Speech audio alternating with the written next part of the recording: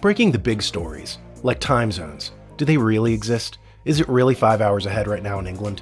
Do you have any proof of this? Time zones may be as fake as NASA's hiding the true story behind the first manned mission to the sun. This and other groundbreaking disclosures on The Daniel Natal Show.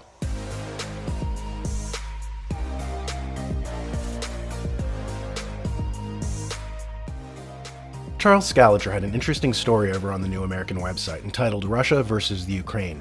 Is it our fight? In it, we read, in early November of 2021, a world already preoccupied by the coronavirus pandemic was jolted anew by the sudden announcement of a massive Russian military buildup along Ukraine's eastern border. The long-simmering territorial dispute over the Donbas, a region in eastern Ukraine that is culturally and linguistically Russian, almost overnight became a potential theater for a major war between East and West. American and European leaders lined up in support of Ukraine and its charismatic young president, Volodymyr Zelensky, even as Russia's longtime strongman, President Vladimir Putin, drew a line in the sand. Ukraine, Putin insisted, was historically part of Russia and would never be permitted to join NATO alongside fellow former Soviet republics Lithuania, Latvia, and Estonia. To put this in historical context, when Gorbachev negotiated the fall of the Soviet Union, he did so under the proviso that NATO wouldn't expand further. The United States agreed with this. Of course, here's a map of NATO around the time of the Soviet collapse, and here's a map of NATO now. As you can see, the United States did not keep its promise to limit NATO's expansion. Tucker Carlson recently got in trouble with Washington's neocon elite when he pointed out that if the tables were turned, America would never accept such a thing on its border. Why are the Russians so upset? Why are we moving towards some kind of conflict? Well, there's one reason. Over a number of different administrations, the United States government has pushed Ukraine to join NATO, the North Atlantic Treaty Organization.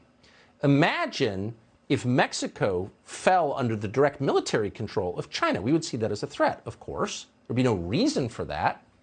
Well, that's how Russia views NATO control of Ukraine, and why wouldn't they? We don't get anything out of pushing Ukraine into NATO, so why are we doing this?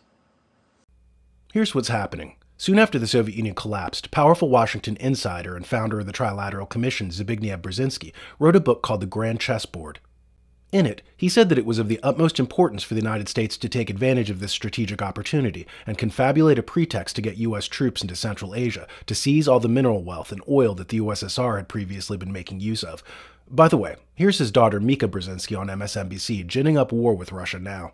And it's time for the Biden White House to start speaking more clearly and more aggressively and telling us how they're going to stop this invasion from happening. She says it's her job to tell people what to think. And that's exactly what I hear. What Yamiche just said is what I hear from all the Trump supporters that I talk to who were Trump voters and are still Trump supporters. They go, yeah, you guys are going crazy. He's doing, what are you so surprised about? He's doing exactly what he said he's going to do. Well, and I think that the dangerous, edges here are that he's trying to undermine the media, trying to make up his own facts. And it could be that while unemployment and the economy worsens, he could have undermined the messaging so much that he can actually control exactly what people think. And that is our job. Yeah, if you look at the issues. Aside from Ms. Brzezinski's telling us what to think, here are the facts. The United States' power after World War II was based on the fact that the dollar was the world's reserve currency. In the 1970s, the dollar was pegged to oil, thus inventing the petrodollar. Nixon struck a deal with OPEC saying that all the world's oil had to be sold only in dollars. This means that the central bank of every country on Earth needs dollars to keep their cars on the road or their energy grid in place. So no matter how much debt we print up, the rest of the world wants it in the form of treasuries because they need those dollars to buy petroleum. So America is in the unique position of growing its debt and being able to sell it to the rest of the world. We create expensive social programs and don't have the money to fund them, so the Treasury prints up bonds. Every other country in the world buys those bonds to convert them into cash to buy oil. So America has been sitting pretty for a long time. It's the one nation on Earth that can outsource its inflation to other countries. What's happening now is a stealth economic war between Russia, China, and the West. Russia and China want to subtly undermine America's economic power by getting people off of oil, thus off of their reliance on the petrodollar. See the article, How Russia and China Use Nuclear Reactors to Win Global Influence. In it, we read, Russia and China are using nuclear power projects to build spheres of energy dependence, and the United States is unprepared to respond. In April, Turkey broke ground on its first nuclear power plant, which the government says will help meet the country's rapidly growing demand for electricity and increase its energy independence. In reality, the project may make Ankara much more vulnerable to Kremlin influence, as the plant will be built, owned, and operated by Russia. Russia and China are also busy creating a second financial settlement system to bypass America's SWIFT system, which oversees international transactions.